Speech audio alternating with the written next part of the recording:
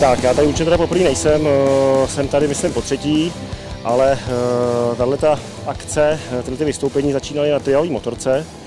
No a jednou tady ředitel této akce, Karel Beran, potřeboval nějaké vystoupení a já mu říkám, hele, já už nemám trialovou motorku, říká to je jedno, přijeď na motokrosové motorce. Takže já už minulý rok jsem vystupoval na motokrosové motorce, jo, která proto není určitě dělaná a samozřejmě taková show se dělá na trialové motorce.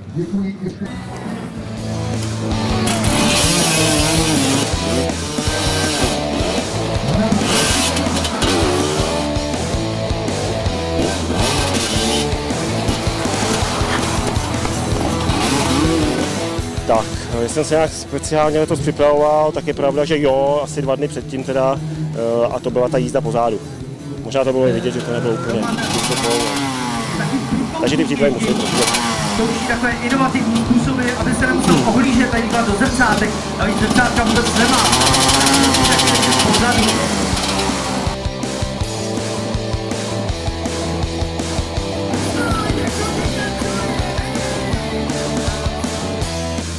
Já myslím, že to je docela těžký zaujmout lidi, respektive oni možná asi všichni, kteří nejsou nějak motorkářsky založený, tak neoceněj to, co se na té motorce prostě dělá. Jo.